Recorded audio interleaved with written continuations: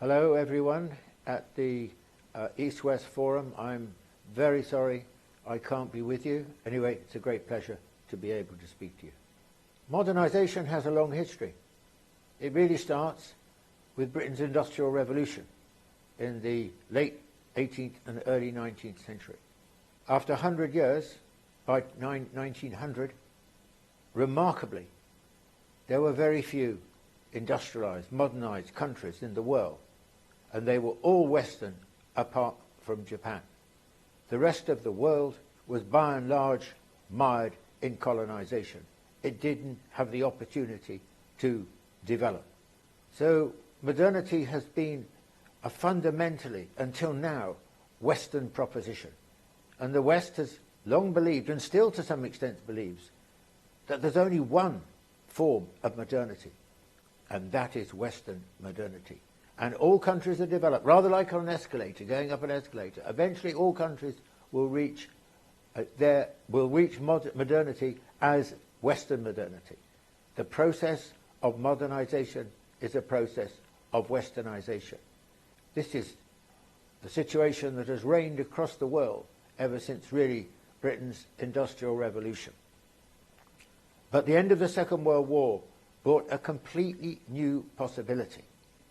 Decolonization and national liberation of all the major colonies in that period after 1945 offered for the first time the possibility for these countries to begin their own development. Of course, in the beginning, they were very poor, they were very weak, they were still very dominated by the West, but the possibility existed. And the key event in this period after the Second World War was the Chinese Revolution in 1949. This was the turning point. It took quite a while for China to really get going, but after 1978 until the present day, we've seen the most remarkable economic transformation in human history. China has arrived at Western levels of development. Some areas behind, some areas nearly at a level, other areas beginning to overtake. This is a remarkable achievement. And it is not just a Chinese achievement, because it has great possibilities, offers great possibilities for the developing world, where 85% of the world's population live. Whereas Western modernization was a process that deliberately excluded and exploited its colonies, China is exactly the opposite. China, epitomized by Belt and Road, reaches out in the wish, the hope, that its modernization can be replicated in lots of different ways across the developing world.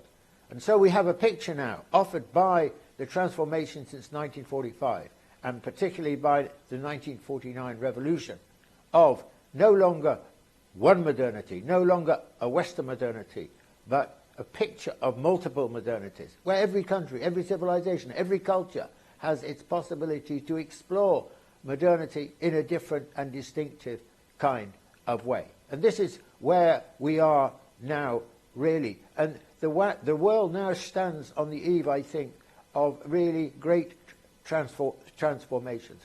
Let's take the example of global governance, for example. Now, the fact of the matter is, the West has run the world for over 200 years. Even now, if you look at the major institutions of the global financial system, for example, the IMF and the World Bank, they're dominated by the United States in particular, and also to some extent Europe.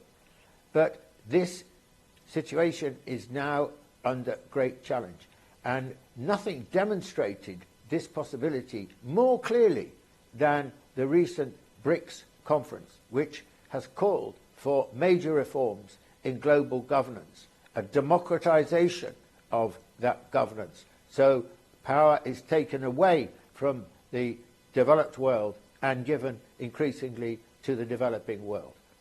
And we can see that this now is going to, I think this is an irresistible trend, that and we'll see opening up quite rapidly these possibilities over the next few years and several decades for major reforms in the global financial system.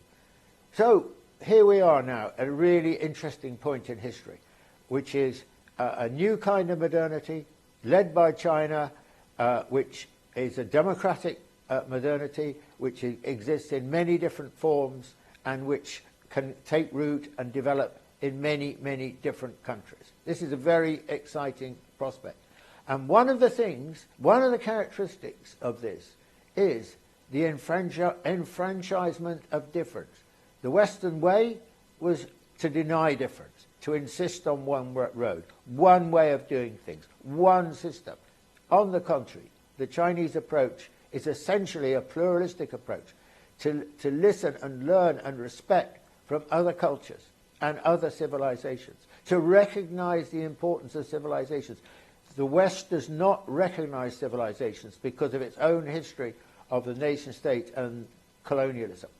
Now, civilizations will increasingly become recognized. And of course, this is fundamental to China, because China is built on its own civilization. It is a civilization state primarily and only secondarily a nation state. This offers huge possibilities for a quite new kind of development in the world. And so this is a fascinating period in which we live. Thank you very much.